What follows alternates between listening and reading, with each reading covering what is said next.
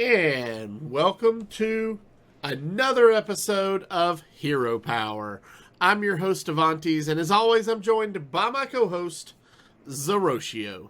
What is up, gang? I see, your COVID haircut is a quarantine haircut's growing out a bit. Yeah. Mine's starting to. I'll probably do another one here soon. Yeah. But lots of Hearthstone during the quarantine and the time out of work. So Good. I was going to ask you how your week was. Good.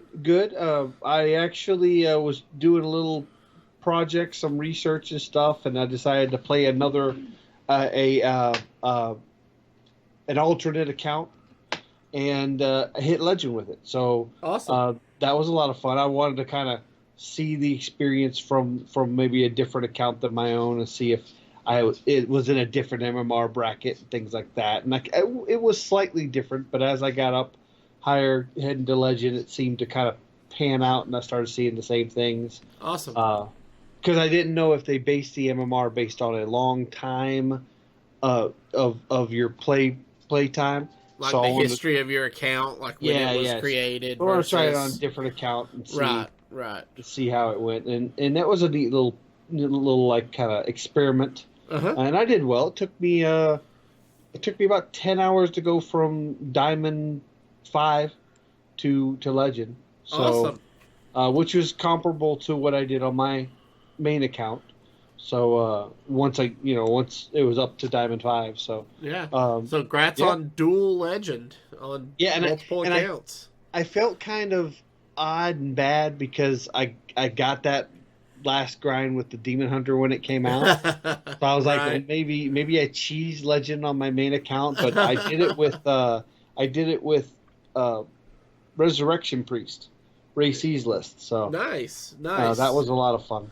Well, I've been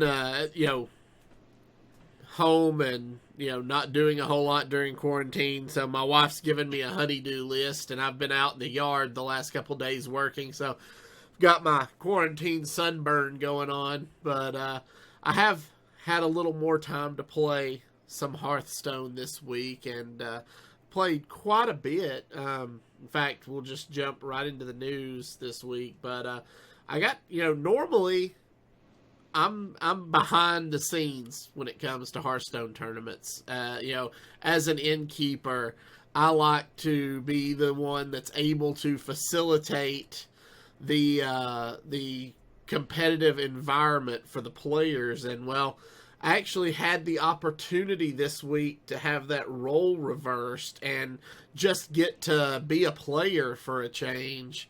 And cool. So I took advantage of it, and Friday night, our friends over in the Kentucky Hearthstone community on Facebook ran their first ever online event. So I first of all want to shout out Huberto, who has come to a couple of our firesides here in Knoxville, for putting this thing together.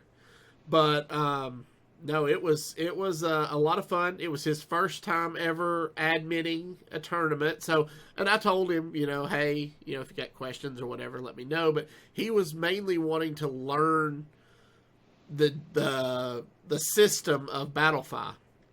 And and so he ran the event through Battlefy, and we all signed up for it in the Kentucky, those people that are in the Kentucky Hearthstone group signed up for it.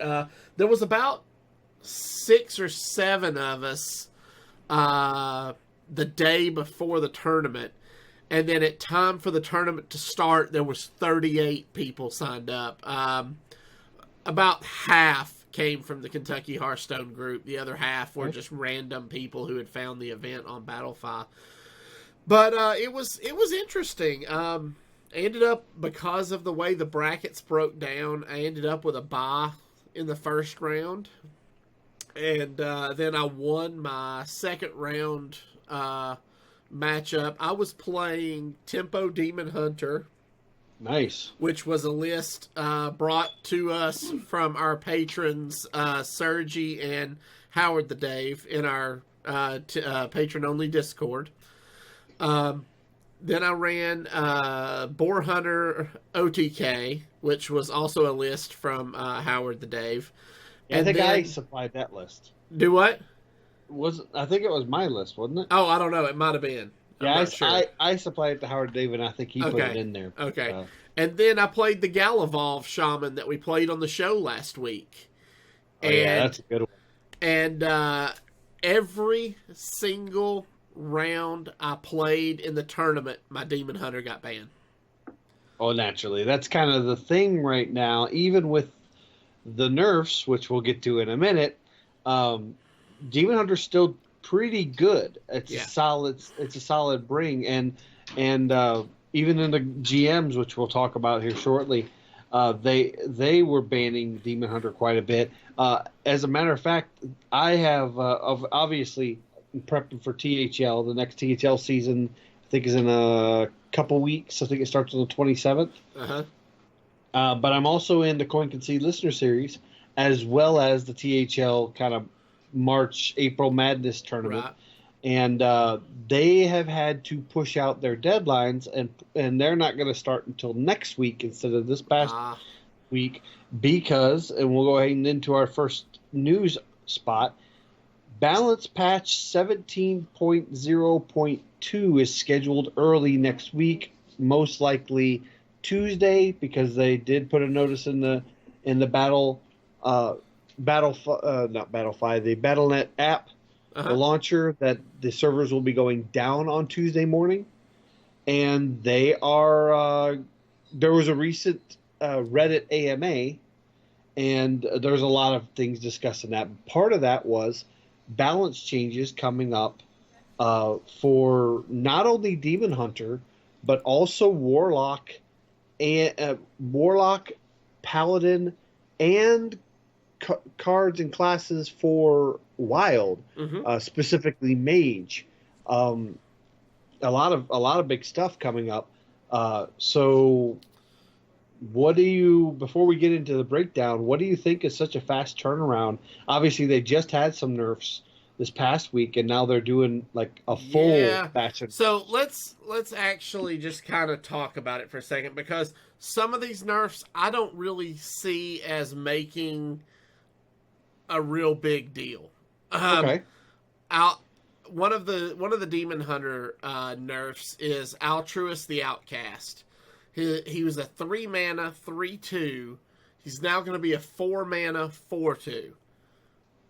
Yeah. They didn't address anything of the issue with Altruist, which is how broken his ability is to just clear the board and kill your opponent with 0 and 1 mana cards out of your hand. His health and attack don't mean jack to that card. They have absolutely nothing to do with Altruist being a playable card. I've read this kind of reasoning, and I don't necessarily disagree with it, but the 4 attack, I think it's just Altruist for them to, doesn't attack. That's just for them to justify the mana cost increase. But 4 mana increase, or an increase to 4 mana, which is an extra mana, is really a big deal when you think about it. It delays that turn. It's one less 1 mana card spell you can play the turn you play him, which is 1 less damage. And a lot of times when people go off on early turns, like turn 7 or turn 6, they're usually just hitting me with the last spell to get lethal. Yeah. So I think this will. Is it the nerf everybody wanted? No. What most of the community wanted was for the 1 damage not to hit face. Correct. They want it to be able to still hit minions, but not hit face at all. And ultimately, that may be what needs to be done to this card. But I think this is a good initial nerf to Altruist to see if it does impact. Along with, remember, this is not the only Demon Hunter card being nerfed. So maybe there's other cards in the Demon Hunter that get nerfed with this that ultimately keep it from being too much of a problem. Yeah. Let's going down the list. Yeah, let's talk about Kel'Thas Sunstrider. Again, Okay. Kel'Thas is a 6-mana minion. Every third spell you play is free. They've raised his mana cost to 7 mana now. So I think this is fine. Which is, I think, fine. I don't think it's going to overly affect that card the same way, just like Altruist. I don't think it's going to overly affect the playability of the card. You can still go 1 mana, drop a bomb. Yeah. But again, you can only do that on turn 9. Or if you play 0 cost, you can, like in Druid, you can only do that on turn 7 instead of 6. And 1 extra turn can make a huge difference. Being able to having to do this on 7 is, maybe that 1 extra turn that the priest has to be able to mirror or coin out a Plague of Death or something like that on their turn. So I think this is a nice... I don't like heavy-handed nerfs because heavy-handed nerfs kill cards, and I don't like seeing cards get killed. I think Kel'Thas will still be playable, and I like this change. Okay. What's the next card on the list that you have questions about? Well, I just want to run down the list real quick, and then we'll talk talking points. Bad Luck Albatross is going from 3 mana to 4 mana. I kind of missed this. I don't think it needs to go to 4 mana. To me, at 3 mana, it's that sweet spot to be able to counter aggressive decks. And so I kind of don't like this one. I don't think it needs to be nerfed. Frenzy Fellring is going from 3 attack, 3 health to 3 attack, 2 health. I think this is a very, very good nerf. A lot of your more early to mid-range control decks like Priest do their damage in 2s. And being able to get this Frenzy Fellwing on turn 2 or 3, or even turn 1 sometimes, at the cost it was very, very snowbally. Right. And I think that's a good nerf. We talked about Altruist. Battle Fiend for Demon Hunter is going from a 2/2 to a 1/2. This is a good nerf. It allows you to still trade in and not have it do so much early damage. Gladebound Adept is going from a 7/4 to a 6/4. And of course, his text is if you attacked, deal 4 damage. This is one of those cards that its attack really doesn't matter. Right. Because it almost never attacks. It's there strictly for the over-the-top 4 damage. Yeah. So, I mean, it might be good against, like, warriors that have armor, but that's... if anything, Gladebound is still going to see play. Yeah, I think it's inconsequential. Yeah. This is a big one for me. Warlock, Sacrificial Pact. It's 0 mana, destroy a demon, restore 5 health to your hero. Now it's going to be destroy a friendly demon, restore 5 health to your hero. 2,231 days, Zerotio. That's what...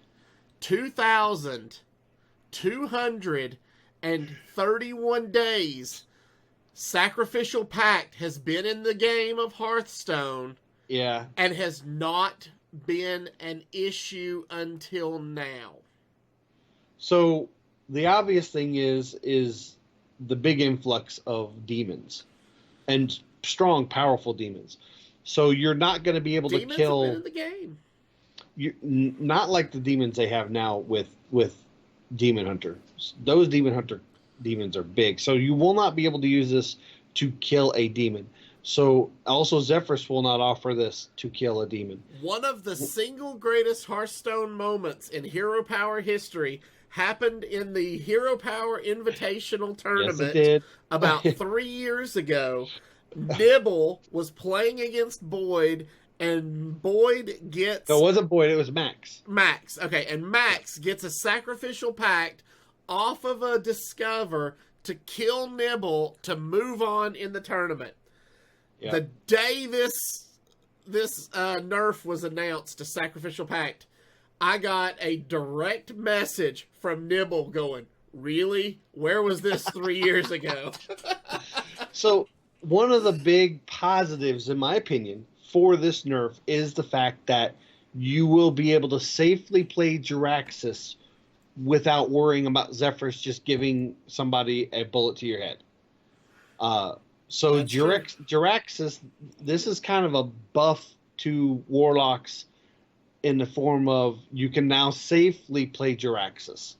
Jiraxis has been one of those cards that just, once everybody had access to Sacrificial Pact via Zephrys, you just could not play Jiraxis.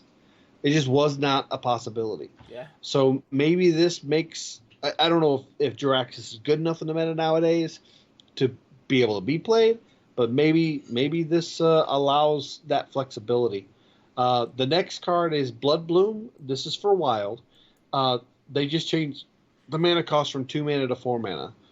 It was just too low for all the shenanigans you can pull. Especially, OTKs. I mean, Blood Bloom was part of that Mechathune combo in Warlock that just allowed it to do stupid things. And I don't think this kills the combo with some of the new cards it's added, but it makes it much more difficult to pull off. Yeah.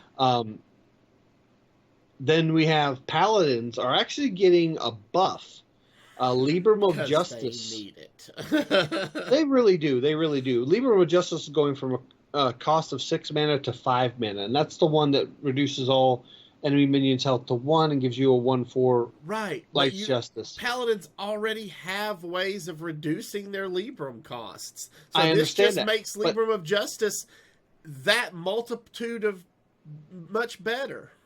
I don't know how many times I've played the 2 mana to 5 mana Libram reduction, and then it's still at 3 mana, and it's just in that awkward turn 6 where it's like, I want to be able to do this with a consecration and I can't. So this one reduction will allow me to have a turn 6 turn. If I've curved out well, where on 2 I've played the 2/3, and then on 5 I've played the 5/6 with taunt, and then they load up the board with big minions on that turn 6. Now I can Libram of Justice and consecration. It's just all. I think this is going to actually improve the win rates dramatically. I think this is going to be a sneaky change. Nobody's really going to expect it to change. I've played a lot of Libram of Justice, and the hardest part with that Libram deck is getting enough of your Libram reductions by turn 6 and 7. You usually can only play maybe 2 of those cards. And it just doesn't reduce it enough to be able to get you through the mid game. Then late game, if you can get to the late game, gloves are off, and Libram Paladin, pure Paladin, just goes off to the races. It's at turns like 6, 7, and 8 that are really, really hard with the Libram deck, and I think this is really going to help it a lot. Yeah. Then the last card change is to Mage, and this is again a wild change. This is to the Mage quest, Open the Waygate. Previously, the old spell, you had to cast 6 spells that did not start in your deck to get the quest reward Time Warp. Now you will have to cast 8 spells that did not start in your deck to earn the reward Time Warp. So it's basically just slowing down the quest by a couple of cards, which might be enough to throw that off just a little bit, because a lot of people are complaining that deck is very stifling in the wild meta. It is, and I don't know if this is really going to change much because they've increased spell generations cards with the new set. So yeah. I think that this is not going to change much. I mean, you might have to focus more on being more selective on what spells you play to be able to try to pull off that combo in turn 10 now, which might actually leave openings to beat that deck. But I really think in Wild that this deck is still going to be one of the top performing decks. So it's important to note that Altruist, the Outcast, and Battlefiend are part of that, what did they call it, an initial set? Uh-huh. So you will not get a dust refund for those cards unless you have crafted the golden versions of those cards. You will get refunds for the golden versions only. Yes. And then all the other cards we mentioned, Bad Luck Albatross, Frenzied Fellwing, Open the Way Gate, and Blood Bloom, you will get full dust refund for up to 2 weeks after the patch has been released for those cards, both golden and normal versions. Yeah, and they made one also change in Battlegrounds. Millhouse Mana Storm used to be minions cost 2 gold, refresh 2 gold, start with 3 gold. Now it's minions cost 2 gold, refresh 2 gold, Tavern tier costs 1 more, start with 3 gold. So they've been doing a lot of fluctuating with Millhouse Mana Storm. They brought him out, they reworked him, they buffed him. He's become too powerful now, so now this is another change. Yeah. I suspect they're going to have to pull him again and work on him again, because I think this might break him to be bottom tier again. Poor Millhouse, I feel bad about him. Yeah. And then there were various bug fixes. If you want to read about those, they'll be in our show notes. The biggest, most notable is they're just going to rework how Zephyrus works because of all these changes. Yeah. All right. So with that out of the way, that brings us to Grandmasters 2020. Season 1 has begun. This week, we saw the beginning of the new season of Grandmasters play. They've introduced a new multi-format system. Zerotio, why don't you tell us a little bit about that system? Okay, so weeks 1 through 3 are going to be Swiss-style tournaments in group stages. And what they did this week is Wednesday and Thursday, they had a Swiss, 7 rounds of Swiss with all the Grandmasters. And they broke into the top, I think it was top 8 per region, or the top 16 players in each region will compete against each other off broadcast in 7 rounds.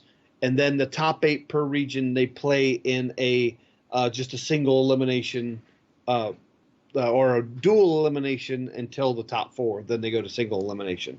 So each week, they're doing a different format. So this week was Conquest with a ban. So normal, bring 4, ban 1.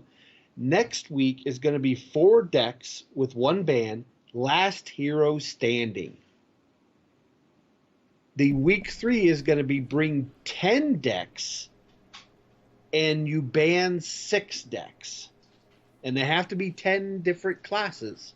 So before we move on to the next weeks 4 through 7, what do you think about these different formats per week? So we are so used to Conquest with 1 ban. That has been the Hearthstone tournament format since 2015 or something like that, 2016. So that is what we're used to. We know it. It's tried and true. It works. Last Hero Standing is the format best known from DreamHack. Yes. DreamHack has always run Last Hero Standing. The thing I love most about Last Hero Standing is that it is the absolute complete opposite of Conquest. You have to completely rethink how you choose to play your decks in what order, because everything is just kind of flipped on its head. Yeah. And then week 3, 10 decks, Conquest with 6 bans. I think, and this is something you and I were kind of talking about a little bit before the show started, but I think this is where you're going to separate the cream from the crop. This week is where you are going to see your better players rise to the top, because their opponents are going to ban the 6 classes they're best with. So they're going to be left with potentially their 4 weakest classes. So they're going to really have to step up their game and know how to play and pilot all 10 classes. So I disagree with portions of that. I think you're obviously going to have a level of skill and knowledge of the game and to be able to have 10 decks that you feel comfortable enough with. And what I don't like about this is they banned 6. It's not like a pick ban. I wish they did it so that like maybe your opponent banned and then you got to pick a class to keep, and then your opponent banned 2 more and then you picked a class to keep. That way you get we as spectators get to see you playing with classes you're good at, but there's a chance for your opponents to ban some of the other classes you're good at. See, you're going to see that in week 1 and 2. That's exactly what you're going to get. Every game, week 1 and 2, is going to be Bloodyface piloting Rogue or Mage or Warrior, the classes that he's traditionally known to be good at. Week 3, they're going to put him up and say, okay, we know you're good with this class. Let's see how good you are when you don't have access to that class. What I agree with is I think this whole system, these first 3 weeks, the fact that you're playing in 3 different formats, that's what's going to separate the strong players from the weak players. And we'll go into this a little bit more in the next section of the Grandmasters 2020 system. But I think being good at multiple, because we've seen in past Grandmasters where when they did the specialist, certain players excelled. And then when they swapped back to Conquest, those players fell to the wayside and got relegated. Well, and vice versa. Some of them didn't succeed well in specialist, and then they popped back up when Conquest came back. This is going to really weed out who's versatile in their play format. And I think the Bloody Faces, the language hackers, these kind of guys are going to step up and kind of show that they're versatile. Because language hacker, you have to remember, got his footing and popularity in a last hero standing format. That's right. And then eventually graduated into the playoffs, which were Conquest. But he got his name and got his notoriety and got most of his points in the 8CT at DreamHack events, which were last hero standing. So, and Language Hacker did well this week, but he didn't do as well as I expected him to. And I think next week is going to be where he excels. And it's going to be really interesting to see. Now, going into the following weeks 4 through... It's definitely made Grandmasters way more exciting to watch. Oh, yeah. I'm excited. I'm pins and needles because it's different than anything else. Exactly. And that's what we wanted as viewers. I say it's different. It's different, but it's also similar enough I don't get lost. But see, the thing with the first season of Grandmasters was by week 3 or 4, we knew what we were getting. We knew what we were expecting because it had been the exact same thing every week. This mixes it up, makes the players have to really work and focus and stand out, and makes it interesting for the viewers. And there were a lot of matches that just didn't matter because they were both really low. They were probably both up for relegation. And the players themselves said they didn't want to just play one series a week. They wanted to simulate that experience of being at a tournament, at a LAN, at a tournament. But what's different about this is when they do those 7 rounds of Swiss, that's with a pool of 16 players you're not going to have that round where it's like, oh, well, this is somebody who's not really good at the game, or they're a walk-in, or, this will be an easy match. Every single match is top-notch. It could be a finals in any tournament. And that's what's exciting for me to know that these top 8 are obviously have had to compete against other 8 players that were just as good as them, and they just happened to beat them in those series. So moving on, weeks 4 through 7 go into a round robin. Now, this is where it gets kind of confusing, but once we see it play out, it'll make more sense. Following weeks 1 through 3, players will be sorted into 2 divisions based on their point standing. Now, each week, the first place gets 6 points, and then the last gets 1. So it breaks down depending where you landed in the Swiss rounds. Division A comprises of the top 8-point earners, and Division B will be the point earners ranked 9 through 16. So Division A will be your best players coming out of weeks 1, 2, and 3.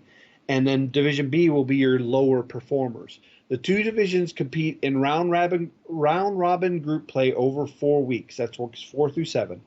The standings at the conclusion of these weeks will determine who will go to compete in the playoffs and who will be relegated from season 1. They did kind of a breakdown. Basically, what happens in Group A, the top 6 of the 8 will go on to playoffs. The bottom 2 will go into a relegation tournament. And then out of Group B, the top 4 go on to playoffs. The 5th and 6th place go to another relegation tournament, and they compete against the other 2 to decide who gets relegated. And of those 4 players, 1 will get relegated.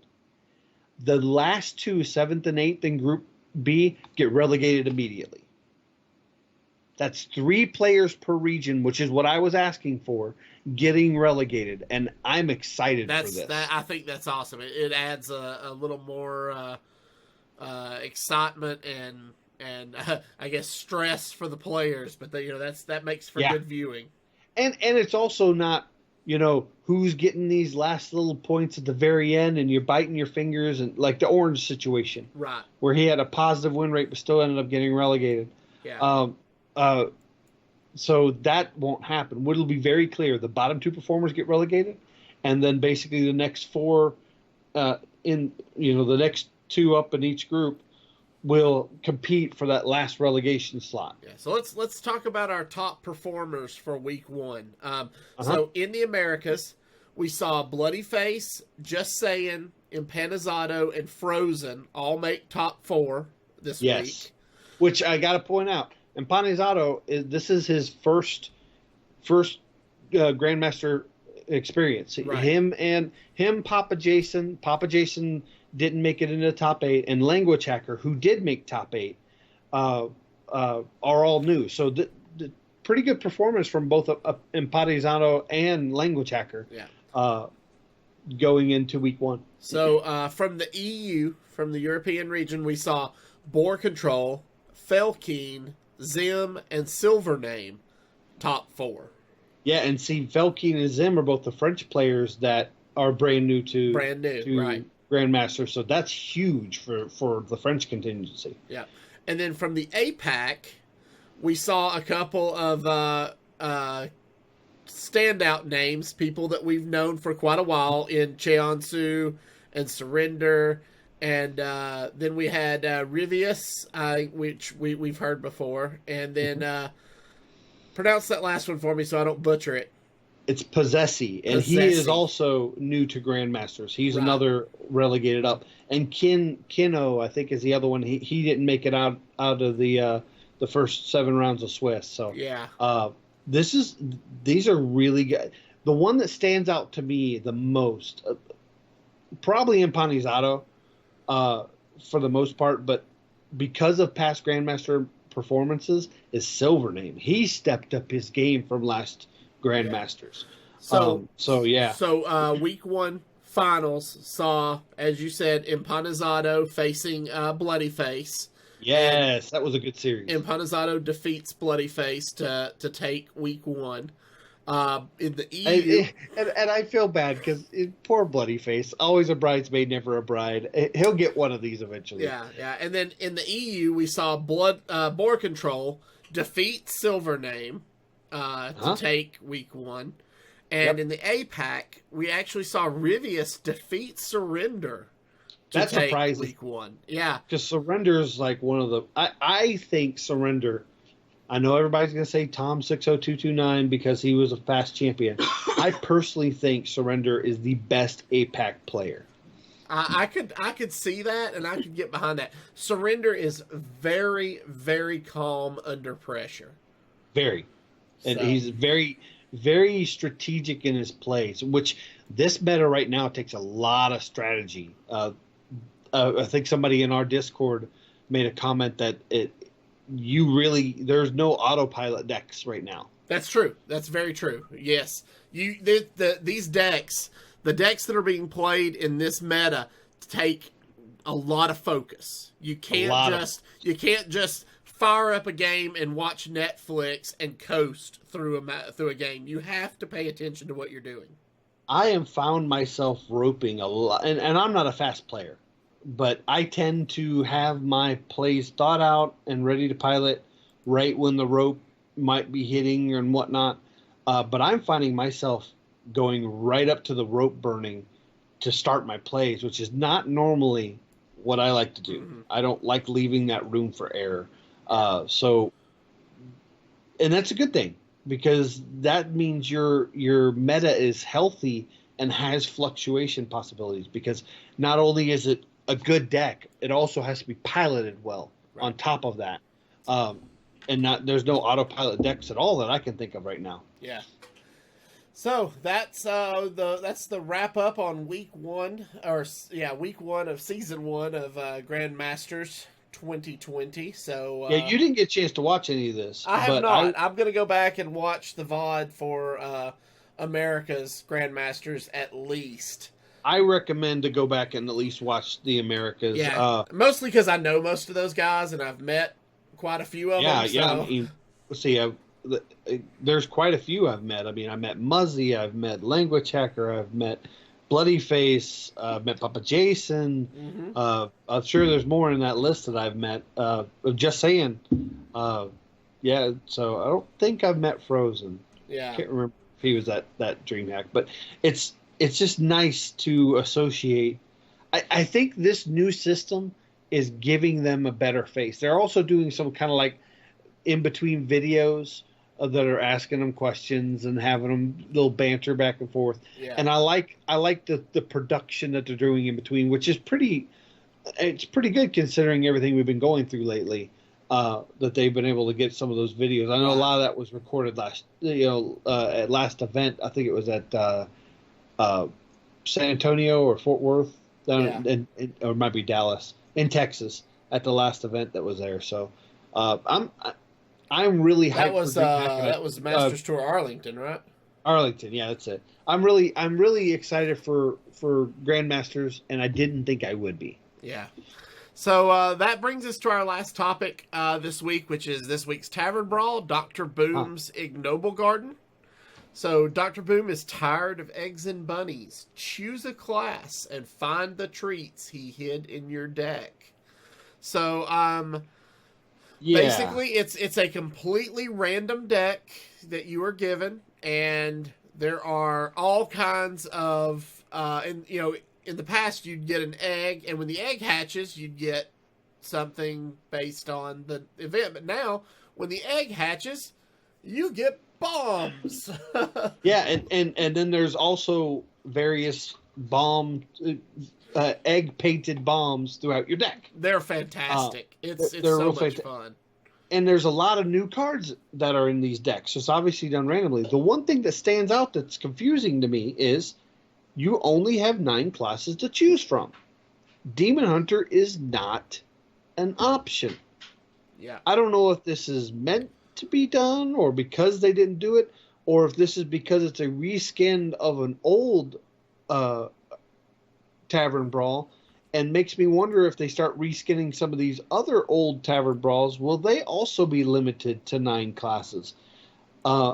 Which is important because sometimes you have Demon Hunter quests and want to complete those in Tavern Brawls. Right.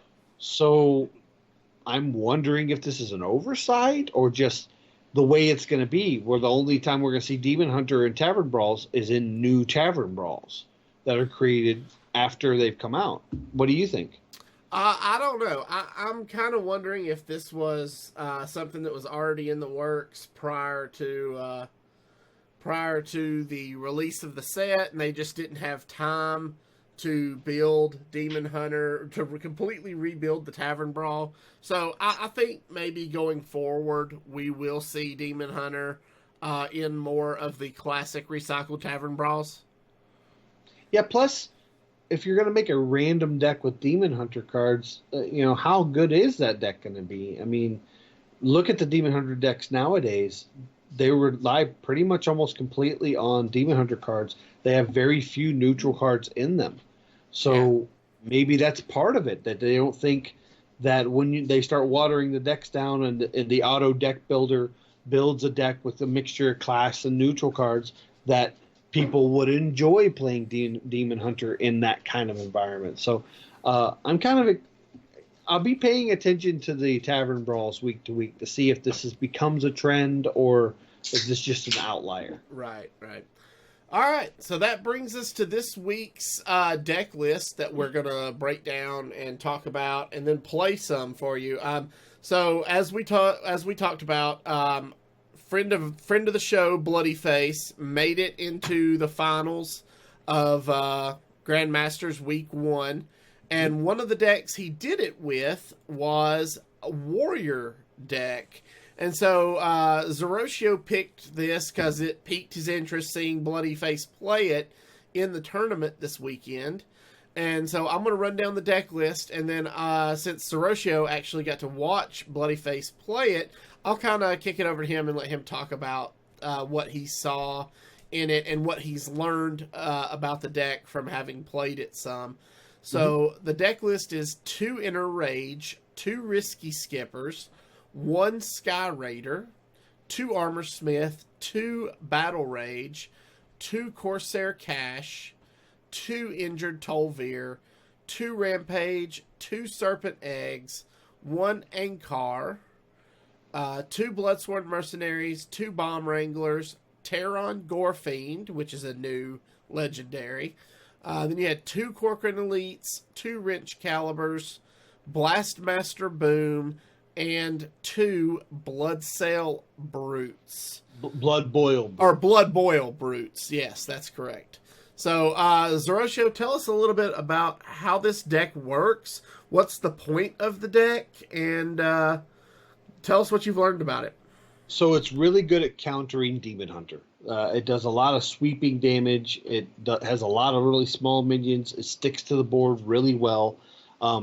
The star of the deck is Battle Rage. It's pretty much been decided by casters and players alike that Battle Rage is an auto keep for Mulligan because it's very, very important. The one thing this deck doesn't have a ton of is draw, and you're dumping your hands a lot. It plays very tempo-y. So you need, normally tempo decks have a lot of draw in them to kind of offset how much they're having to play in card quantity. So that Battle Rage is real important, and there's a lot of turns you can get like a 6-7 card draw off of Battle Rage. It's pretty sick. Also, Blood Boil Brute is just, you can get that down to 0 to 2 mana really fast, and that is a big boy with Rush. There are a couple, you got to be real selective with some of these cards. Obviously, the eggs are there to be sticky, and you can pop them with the Terran Gorefiend, and you can also interraise the Terran Gorefiend and then Bloodsworn Mercenary to kind of split it up and make 2 copies of it with the same death rattle. There's a lot of versatility. The main part of it is you want to get those bombs into your opponent's deck, and you want to get those bombs on the board from the Bomb Wrangler. Bomb Wrangler. I was looking for it with the Bomb Wranglers, and that's kind of, you're just chipping away at your opponents. And you want to kind of have those swing turns. It's really good against board-centric decks, which right now are the Druid and the Demon Hunter decks, where you're seeing a lot of minions on the board that have 1, 2, 3 health. And this just cuts through them. With Risky Skipper and just a slew of small minions, it's just really, really good. There are a couple versions of this deck. No Hands Gamer has one that's not so bomb-focused. But this is I think it's kind of a middle ground between the No Hands Gamer list and then the Apex lists. And I like Bloodyface's list better, and clearly it performed better than most of the lists because it went further in tournament. Real quick, I want to throw a shout out to I Am Lavitz. Thank you for the follow. Greatly appreciate it. Appreciate it, brother. So, all right. Any other takeaways from this deck before we wrap up this part of the show and go play this? Yes, do not underestimate the burst potential of this deck. The fact that it has Kor'kron Elites, if you see a Kor'kron Elite in your hand with like an Inner Rage, just kind of wait to see if you draw that Bloodsworn Mercenary. That is a huge amount of burst damage. That's 12 points of damage right there.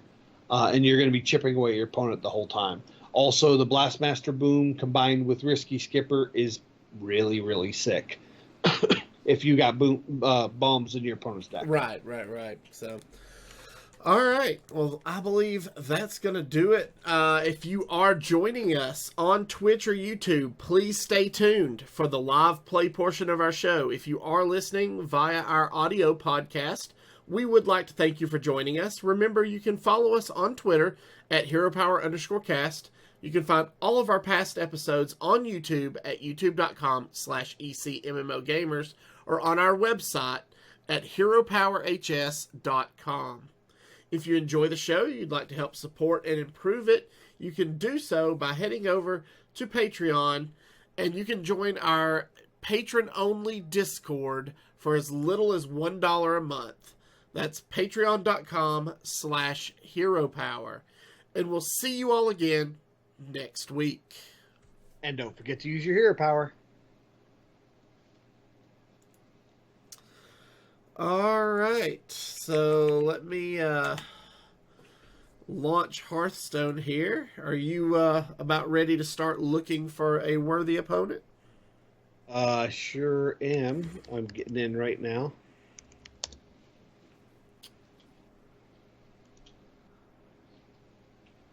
All right, so we got the deck list pulled up here on the side of the screen. I'm ready when you are.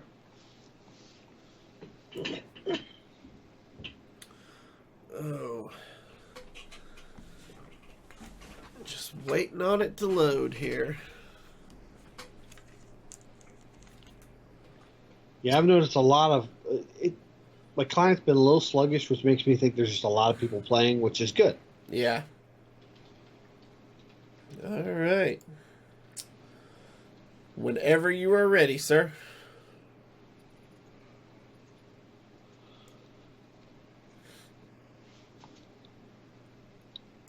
All right, I'm queuing up now.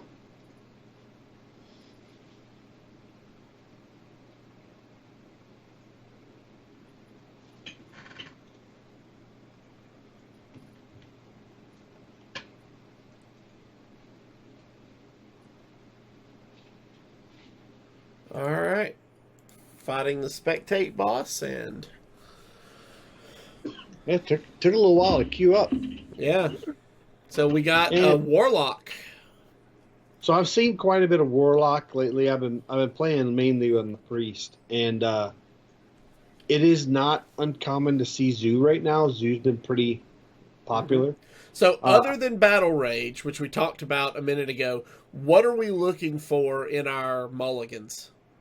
Against Warlock, I like keeping Serpent Egg because if they have a Plague of Flames turn, they kind of have to think about that.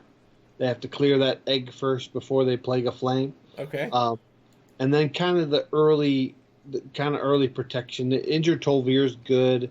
I don't mind getting a Sky Raider. That's a turn one play. Corsair Cash is good to get early. I think in this case I'm going to throw back the Kor'kron Elite and keep the Injured Tol'vir and the Serpent Egg. Sound good to you? Yeah, I agree. I think that is probably a solid play.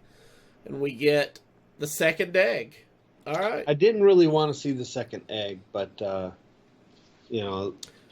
well, that's fine. And we top deck Rampage, so if we can deal a damage to the egg, or if the Warlock can deal a damage to the egg. The Injured Tol'vir is that's an even better target, yeah. Injured Tol'vir is already going to be damaged, so I think we go ahead and just play the Injured Tol'vir and see if he has a way to deal with it turn one. I'm guessing he's just going to tap. Okay. We'll go ahead and chunk him out. Yeah. Now, if he doesn't clear it, it depends on if he plays a minion, Okay, he's playing the Bad Luck Albatross. So we can... Ooh, that's also good. I think we Rampage... And just go face for 5? So, I mean, it'll be a 5/6. I think we clear the He would Albatross. have to use the Albatross and something else to clear. Or just Plague of Flames. Yeah, that's true. Or just Plague of Flames. But, I mean, that burns a Plague of Flames early. It does. It does. So that Rampage face is probably good. I don't hate that. The Corsair's a good grab. We haven't taken any face damage yet. We're going to want a Corsair so we can hit something and take some face damage for the Battle Rage.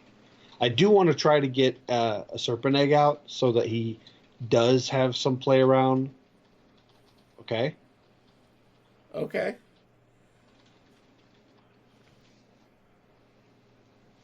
I'm not hating that. So, Serpent Egg, Corsair Cash, and then Interrage the egg. 4/1. Interrage the egg and use it to clear, or? Well, I can't use the egg to clear this turn. It doesn't have true. a rush. It doesn't have a rush, yeah. So we're going to play the egg. We're going to Corsair Cash because I want to have the weapon for next turn. Inkar's good. I'll Okay. draw probably Risky Skipper or Sky Raider. Well, now, yeah, you could use the Interrage to clear the 4/1. I think that's what we do and just go face, right? Yeah, I don't hate that. That's 10 points of damage to his face already. Yeah. And he's going to have to put both of these minions into it. And he can't Plague of Flames because if he plays Plague of Flames, he pops the egg. Or he can, but Right. it'll leave a minion on the board. Right. It'll leave a 3/4. 3/4. Yep. So it's kind of an awkward position he's in. It's like, well, I can't Plague of Flames. He can't really safely Dark Skies. If he puts any damage on this egg, it tells me that he's trying to play around a Plague of Flames for future use. And he's going to put damage into the egg. Okay. Okay. All right. So I think we start with Ankar. I think so. See what we draw. You just You go go face with it? I think so.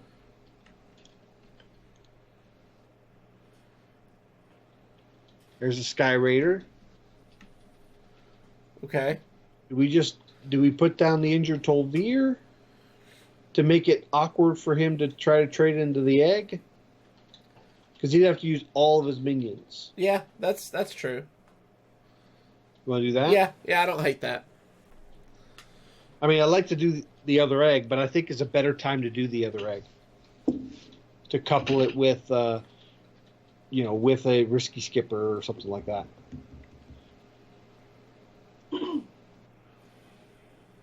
Wow, this egg has done what I wanted to do. I really think he has Plague of Flames, which is why he's doing these trades this way. Nope, Shield of Galakron. I don't think he's going to Plague of Flames this turn, but Right. okay. So, what about, let's see, how do we want to do this? I think we start by hitting the 4/5. The 4/5 with the face. We're going to do that. As we get Risky Skipper, which we should, we can now Risky Skipper Egg Sky Raider. 1, 2, Or Risky Skipper 3, 4. Egg and then Risky, Egg. No, Risky Skipper, Okay. Egg, Sky Raider, Battle Rage to refill Battle our Rage. hand. Smart. That's why we have the Battle Rage, right? Yeah. Is so we can have turns like this. Then we Battle Battle Rage Rage. and send that to face. And now we're going to get a bomb weapon. We're going to get if he doesn't kill the Risky Skipper, we'll get we drew another Risky Skipper. Exactly. So this is playing as planned. Yes. And now if he wants to fill up the board and then Plague of Flames, he still has to deal with another egg. Mortal Coil. So he's dealing with the egg. I think we're going to see Plague of Flames. No. Another Shield of Oh. Galakron. So this is good. Yeah, this is real good, Pact actually. to get some of his health back. Okay. So we're not going to draw anything with the weapon now because there's no more pirates in our deck. Right. Do we just wrench caliber so we can get a bomb going? I don't hate that. Is there anything on the board worth using Bloodsworn Mercenary? The problem is we use Bloodsworn Mercenary, it's going to kill off our Risky Skipper and the Skyraider. So what about this? Send in the Risky Skipper. Send in, okay. Yeah. Send in the other Goblin and the 3/2. We don't want to hit it with our face? Well, I mean, yeah, you could hit it with your face.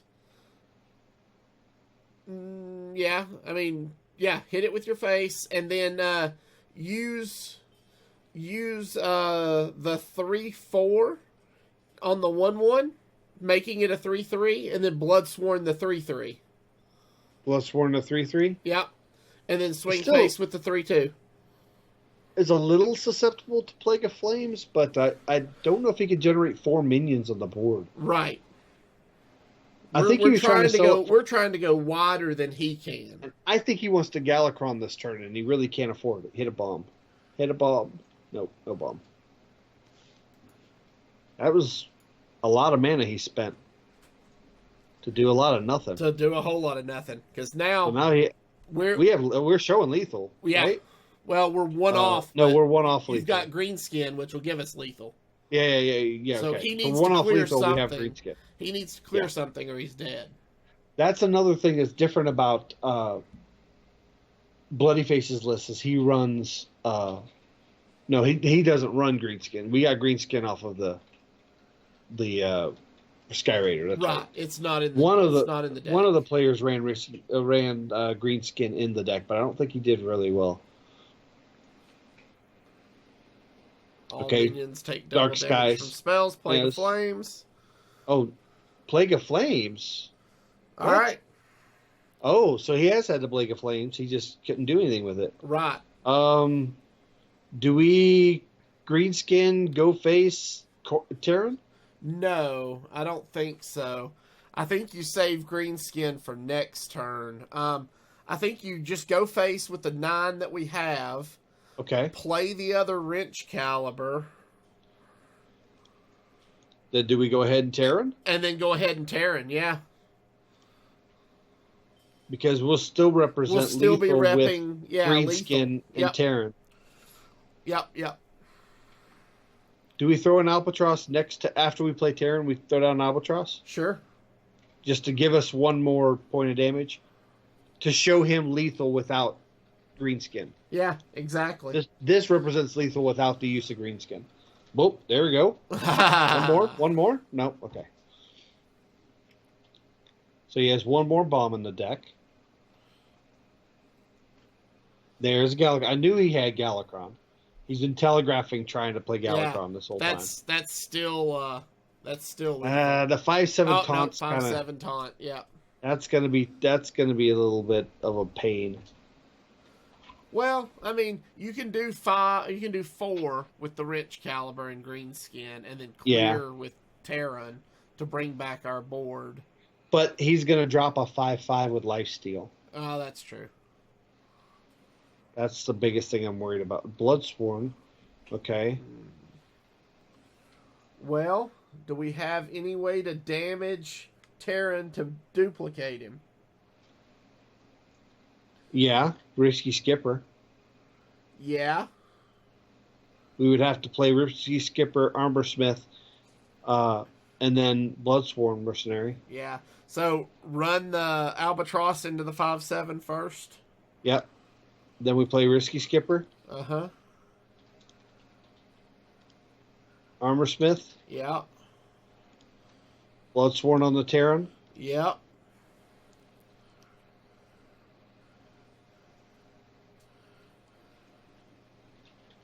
Then Bomb Wrangler. Yeah, I'm just making sure we're not going to pop we're not. No. We'll use our face to finish it off. Yep. So Bomb Wrangler, we got room for one more. Hit that with our face. And we're going to leave up the lifesteal, but Well, I'm just gonna go face. That's right. A bomb kills him. Yes, it does. A bomb kills him. No, okay, no bomb. I mean, the lifesteal's bad to have on the board, but at the same time, We're way ahead. we're way ahead. We just gained 9 armor. Yeah. And he has to be real selective how he pops these minions, because he's going to want to kill the Terrans first to limit how much we have on the board. Which means he doesn't hit the armor smith first, which means we get more armor. Yep. And we've still got 4 damage in hand. Yep. With the weapon. We're still representing lethal. Well, I mean, he'll gain health, but yeah. unless he can clear the board. I don't think he's going to be able to safely clear the board. There's Alex Straza.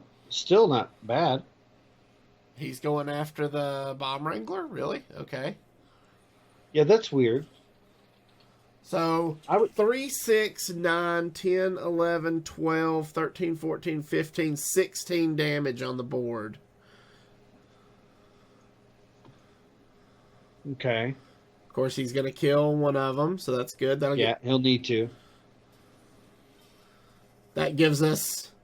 Is that lethal? 4, 8, 9, 10, 11, 12, 13, 14, 15, 16, 17, 18, 19, 20. That's lethal.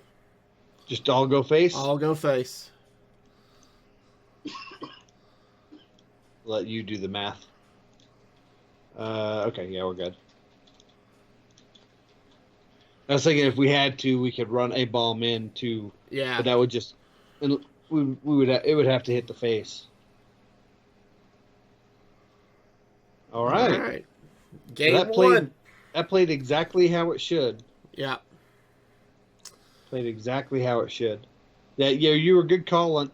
My biggest weakness personally is knowing the right times to battle rage, and you identified it a lot better than I know. I probably wouldn't have battle rage that turn, and that would have been my deck. Yeah, we ended up drawing like 6 cards off that battle rage. It was huge. Yeah, which gets you another risky skipper and another weapon. I mean, it's just so much fuel. All right, so we got a rogue this time. I think it's safe to say we throw back the Blood Boil Brute. Yeah, do we throw it all back, or do we keep the Bomb Wrangler? I was thinking we keep, because we're on the coin, I'm thinking we keep Bomb Wrangler. Well, I don't know. We want a rich caliber pretty early, don't we? We yeah. Maybe we keep the wrench caliber and the Bomb Wrangler. Yeah, I'm good with keeping the Bomb Wrangler and the rich caliber. Okay. Seeing what the rogue does in the first couple turns.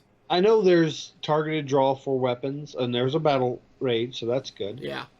The pleasure is his. And an armor smith, so. Oh, we're going to have one of these guys, huh? We just pass, right? I think so, yeah. And next turn, let him drop the armor smith. Okay. Squelch. The pleasure is yours. You can squelch. I usually don't squelch. Okay. Because I like knowing what's in their head. If we Bomb Wrangler, he's likely going to have Seal Fade on it. Yeah, why don't we just armor smith here? We could armor smith here, yeah. And then possibly risky skipper coin into Bomb Wrangler next turn? Yep. Okay. Yeah, I had a Diamond 10 guy friend me after a game, and he was like, those kind of plays, you're never going to get legend. I was like, you want to take a look at my rank again? And he like immediately defriended me. Yeah, I am legend.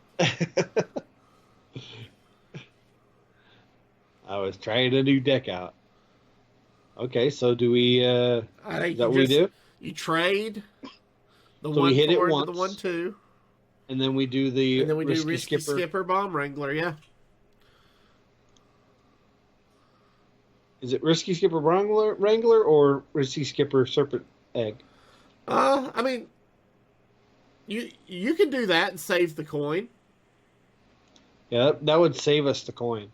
Yeah, I'm good with Because that. we might have a better coin turn with the Bloodsworn Mercenary. You know what I mean? Right. When we have a Battle Rage turn next turn, we could Bomb Wrangler coin Battle Rage. Probably going to trade into the Risky Skipper here. Oh, no, into the Armorsmith. That's better That's for great, us. actually. Ace? I would have hit the Risky Skipper. I would have because too. I'd be afraid of the Battle Rage. So, Bomb Wrangler coin Battle Rage? Yeah.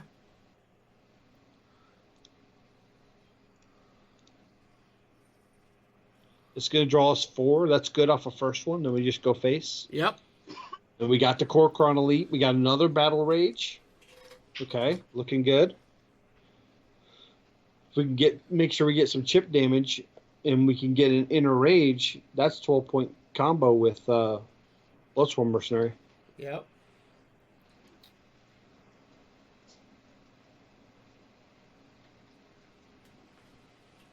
All right.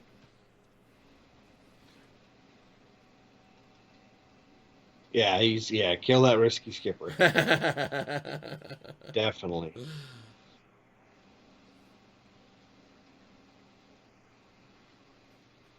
Okay. So, Wrench Caliber. Yep.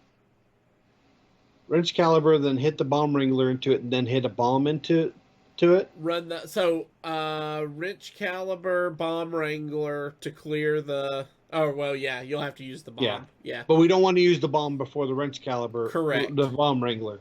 Correct. Because we don't want it to hit it.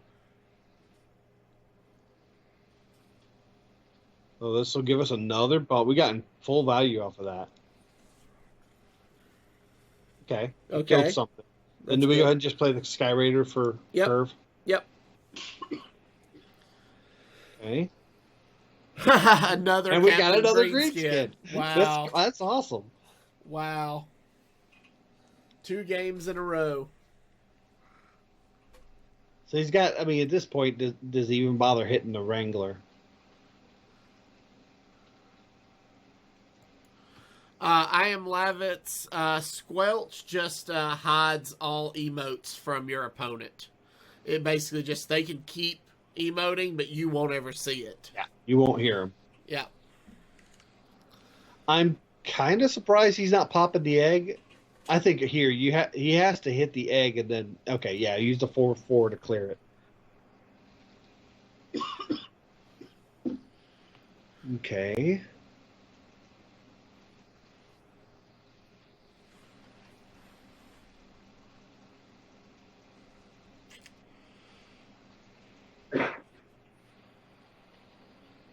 So, there's another Bloodsworn Mercenary. do we use the Wrench Caliber to clear the 4/3?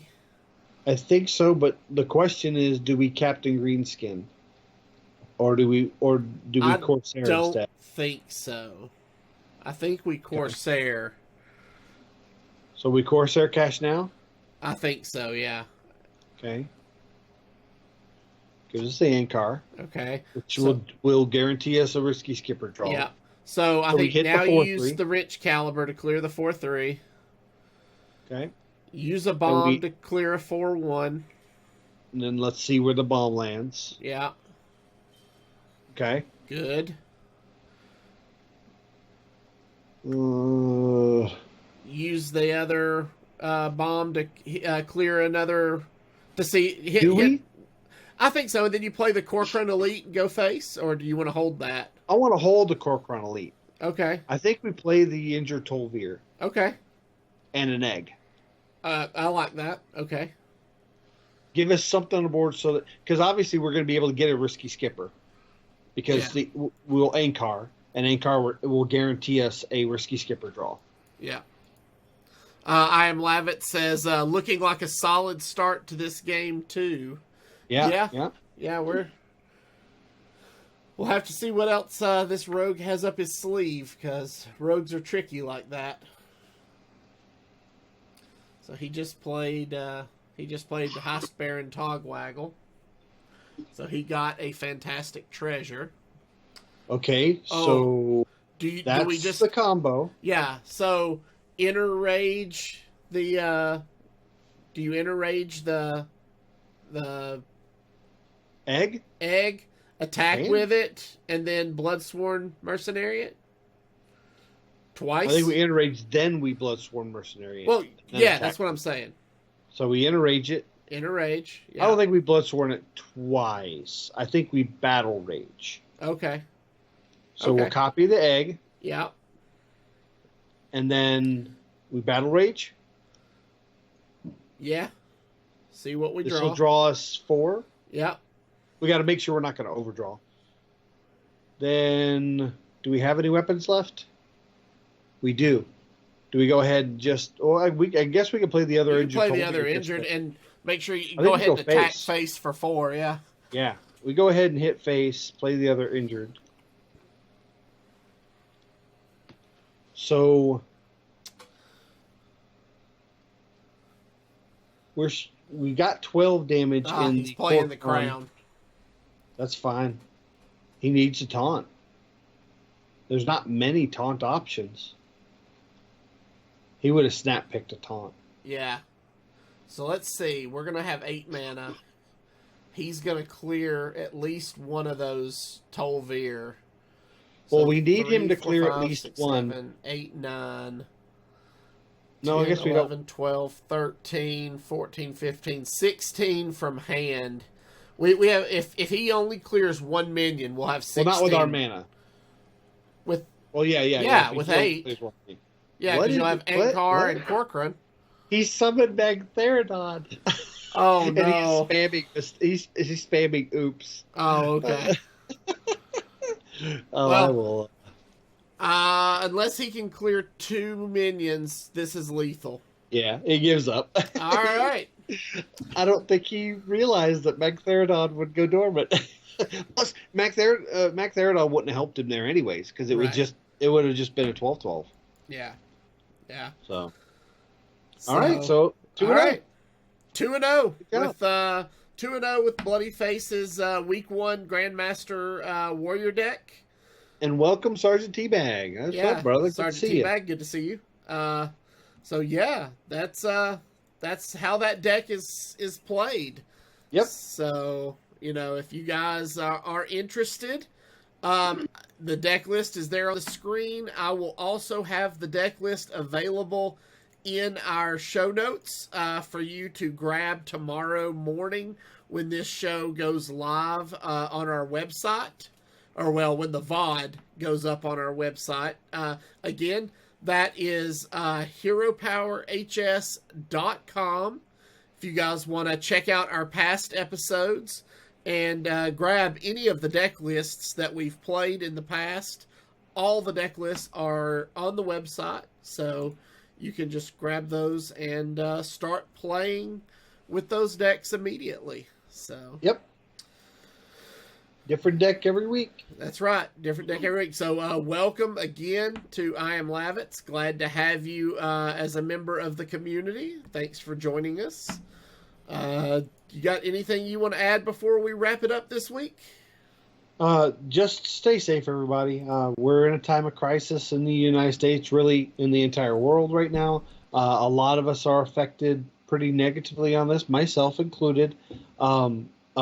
But remember that everybody is going through a hard time right now. Just be there for each other emotionally, and make sure you're gaming together apart.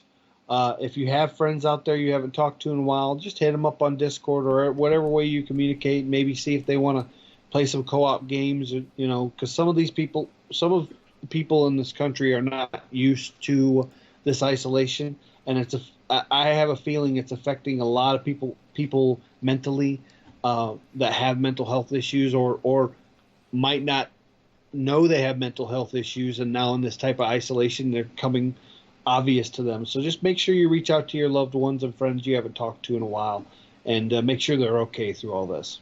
All right, guys. If you have any questions or comments about the show, feel free to email us at heropowerpodcast@gmail.com. Hit that subscribe button below on our YouTube channel if you haven't done so already.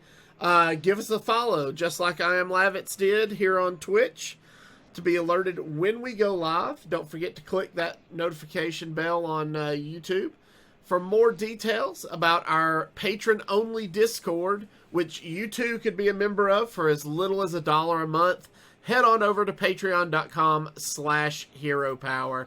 And until next week, good gaming. Have fun, guys. Bye.